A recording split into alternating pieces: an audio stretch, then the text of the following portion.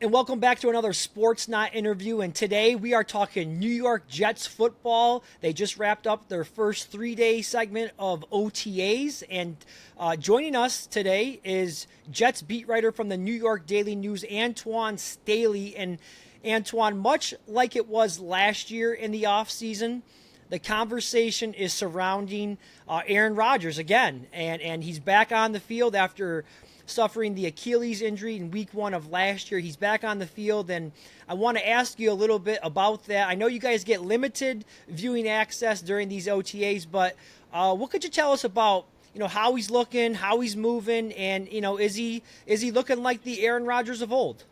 Well, I think, we saw him on Tuesday, and I thought he was pretty sharp. I mean, you look at him physically, I mean, you would have been able to tell he had a major injury. And then just looking at him throw, I mean, he was 8 for 10 on 11 drills, was perfect 5 for 5 on 7-on-7 drills. So I think it's a good sign, too. Obviously, it's still OTAs. I mean, you're not in pads. You're not, doing a whole lot, schematic-wise there. But, just the fact that, we're talking about somebody that's 8 months removed from Achilles injury and surgery, for him to go out there and look as sharp as what he did, I think it's a good positive sign for the Jets, especially considering they put all their eggs in this basket. They've improved the offensive line. They've improved the offense in general. And they have an elite defense. So I think it's a lot to like about the Jets this offseason.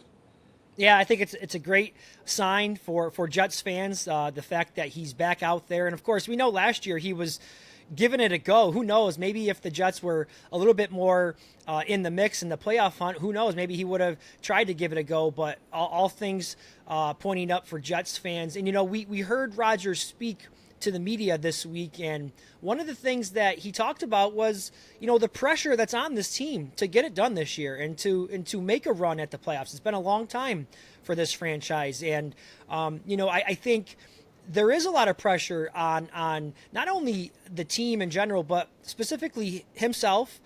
Being an older player, he talked about how the NFL, they're not afraid to just send you packing when you're no longer performing at a high level. And I think there's pressure on the head coach Robert Saleh as well as the offensive coordinator Nathaniel Hackett. So as you've been around this team all off season long, covering them, and you were out there this week, do you get that there's a sense of urgency, to perform well this year, and do you get that sense from the team?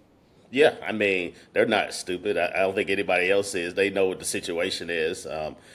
It's very rare that a coach like Robert Saleh lasts 3 years and have 3 losing seasons and still keeps his job. So I think a lot of that had to do with Aaron getting hurt and just the expectations that's coming into 2024. But, they got a mulligan last year except because he got hurt. But I don't know if they would get that same, type of grace if that were to happen once again. That's why you go out and get a Tyrod Taylor. That's why you go improve the offensive line. Go to get skill position players like a Malachi Corley in the draft or Mike Williams as well. So you want to try to surround Aaron with as much talent around him as possible, and so you can possibly not only just make the playoffs but make a run at the Super Bowl, kind of like what you saw what the Lions did last year, where they went from a team that didn't make the playoffs to a team that was on the doorstep or making the Super Bowl. But yeah, they feel it. I mean, we understand what it is, and they have to. I think they have to make the playoffs for everybody to be safe. Otherwise, if they have another losing season, the Jets have not made the playoffs since 2010.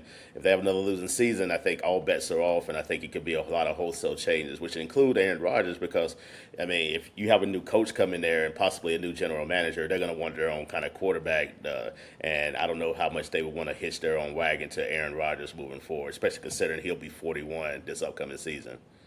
Yeah, now you mentioned some of the supporting cast around Aaron Rodgers. So let's go right there now with the wide receiver room. It lacked some talent last year. Of course, Garrett Wilson is a great talent, but they needed some more help there with the weapons. They bring in Mike Williams. They added the rookie in the draft that you mentioned, Malachi Corley. Do you think that they did enough? I mean, there was a lot of talk that maybe Brock Bowers was going to be a guy that they'd look to target. They decided to go in a different direction, and we'll get to that pick in just a minute. But do you think that there's enough there around Aaron Rodgers to be, to take the next step on offense this year? I mean, you can't be much worse than what they were a year ago. So I think that's a step up in itself. But yeah, I think just getting Aaron back and him knowing, the talent around him and kind of what each player does well and what they don't do well, I think just having his presence out there on the field is going to make a huge difference for this team. I mean, you after he got injured, I mean, you're relying on Nathaniel Hackett to kind of call plays and, get the offense going. And, with Zach Wilson, they just didn't have the same type of chemistry as him and Aaron has. So, yeah, obviously it was going to be a step back, but they look very similar to what it was in 2022 when they were one of the worst offenses in football, and it was kind of the same thing last year too. So I don't foresee, so long as Aaron stays healthy, I don't foresee them being one of the worst offenses in football. But I do think that there is a team that I wouldn't be surprised if they were to crack the top 10 in offense, maybe, just simply because of Aaron Rodgers and, his presence there and the way he's, slings the football. I don't expect them to be like the Miami Dolphins or anything, but I don't think they need to be. I mean, I think they have their own identity, defense there, running the football, Brees Hall there in the backfield, and they have a great defense. So if you can just be a above average offense and have an elite defense, you got a shot really to do some things in the playoffs. When can fans expect to see Mike Williams? I know he's coming off the torn ACL last year. What's the timeline for his return, and when do you think he'll be ramping things up and he'll be ready for training camp? Probably not ready for training camp. They've already, Joe Douglas and I think Robert Saleh also said they probably don't expect him to be cleared by training camp. They're hoping week one potentially there, but it remains to be seen when he'll be ready there. So I think that's part of the reason why you get a guy like a Malachi Corley. I think that also that's probably why Jets fans would like another wide receiver, but I don't know if it's they can fit that in simply because you have Alan Lazard, who you signed to a 40 or $44 million contract a year ago. You can't really get away from that contract without eating $10 million. So you have that. And then on top of that, you have two young guys, Gibson and Brownlee as well, who they really like too. So, I think the wide receiver core is set. I think they're going to be completely fine, but you just got to wait for Mike Williams to heal, and hopefully he can stay healthy throughout the duration of the 2024 season. Now, one of the other big storylines for this team right now, besides the health of Aaron Rodgers, is the offensive line. I mean, they struggled last year to protect whomever it was under center. They made several additions, both through free agency. They got involved in the trade market. They addressed it through the draft. A lot of new faces in that offensive line room. Talk to us about some of those new people and the current status of them and how their coaches are hoping this offensive line kind of shakes out. Well, it starts with Tyron Smith. Obviously, he's the biggest name out of all of them. Came from Dallas. There, when he plays, he's one of the best left tackles in football. But when he doesn't play, obviously, I think that Dallas kind of felt the effects of that. So I think that's kind of why you saw the Jets go out and draft a Ula Fashanu from Penn State there. That's just kind of, as a security blanket. And he could be their left tackle for the future coming up, too, in 2025 and beyond. But I think he's probably going to play. Tyron Smith hasn't played a full season since 2015. So you have to have the expectation that he probably is going to miss games. You just hope it's not that. Europe is more or less he could play like 13 or 14 games like he did in Dallas last year. But, yeah, John Simpson, Morgan Moses, they were both working out in the rehab area, what we call it there, during OTAs. Morgan Moses is coming off an injury that he ended up having surgery on during the offseason. So I think, you don't need them necessarily to be ready right now. But, obviously, I feel like the offensive line is substantially improved than what it was a year ago where they had 14 different combinations in 17 games. I think the Jets have been more proactive on trying to improve that area as opposed to what they were a year ago where they just kind of relied on Mekhi Becton and Dwayne Brown to be their guys.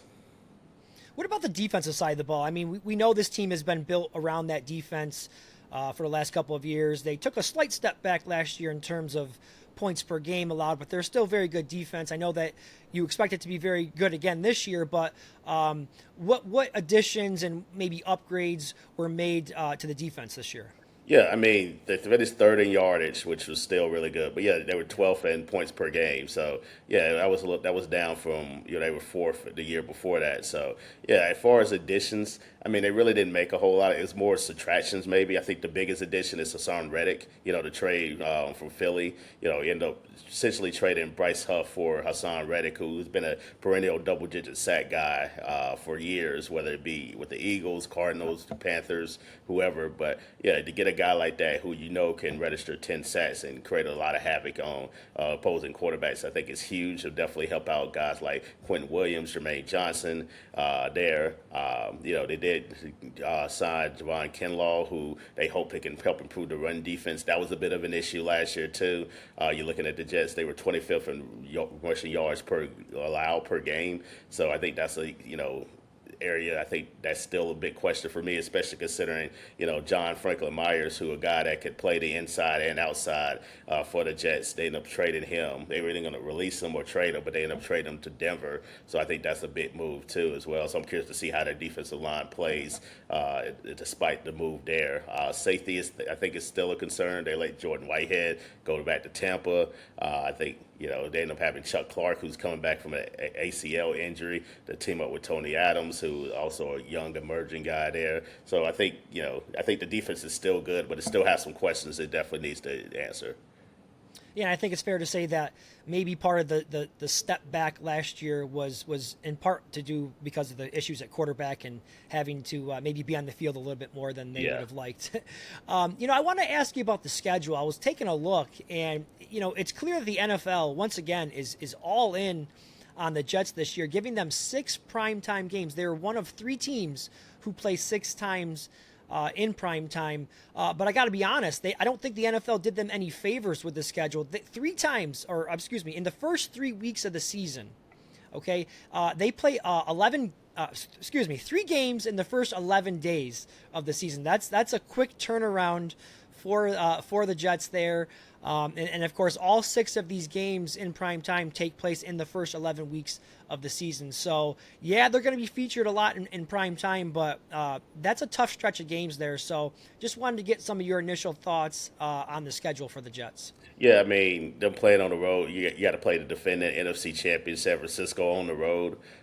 So that's definitely not easy. Then you're going to Nashville to play the Titans after that, and then you come home to play the Patriots on Thursday night. So, yeah, I think, the fact that they didn't take the bye after London, I think, and the fact that they ended up getting those games in the early stretch had a lot to do with that. So, yeah, you have to go to London. That's actually a national TV game there too as well, and they have a chance to add on more national TV games too later on, depending on what might happen.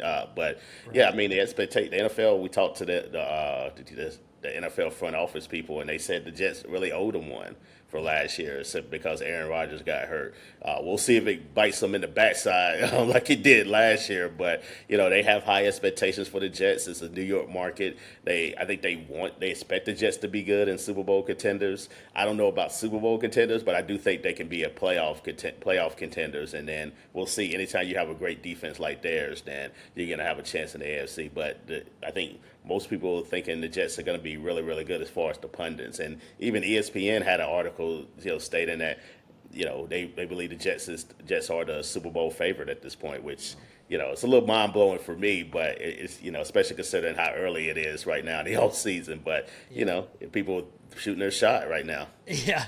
Well, speaking of Super Bowl, expectations and hopes of getting to the playoffs, what are the realistic expectations in your opinion? And we'll wrap it up on this one here. I mean, this is a team with a very good defense, as we've discussed. They've got hopefully a healthy Aaron Rodgers, a couple upgrades along the offensive line and to the wide receiver room.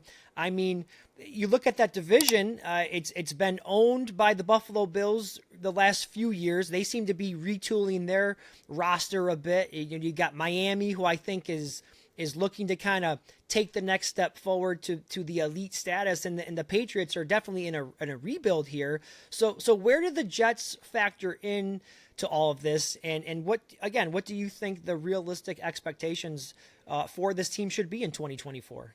They will tell you it's Super Bowl. Like, they feel like the ceiling is Super Bowl. Like, I think, and again, like, just kind of additions that they made and getting Aaron back. I can definitely understand that. I think, me personally, I think they are playoff contenders. I think the Bills are still the team to beat in the AFC East until proven otherwise.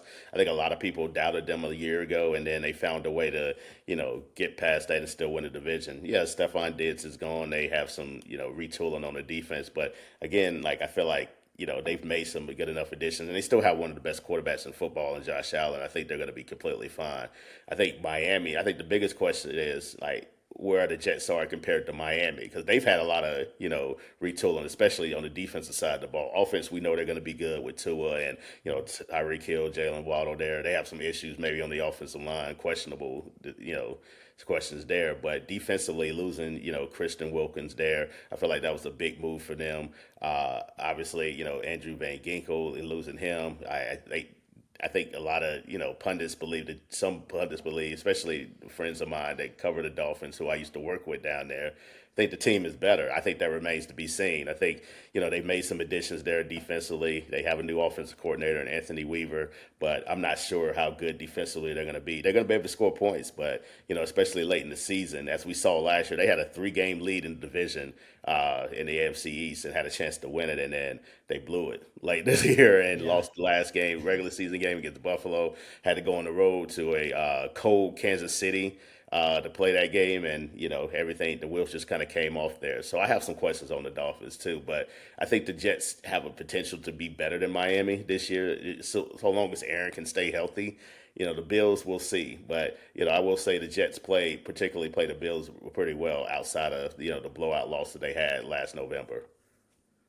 Well, it's been a long time for the Jets. I'm sure, New York fans, not the most patient fan base in the world. I know I'm a Yankee fan, so I understand the New York fan pretty well. Antwan Staley, you guys can follow him on X at Antwan Staley. Go out there and follow his work. He does a great job for the New York Daily News. And Antwan, we thank you for your time today. Hey, thank you.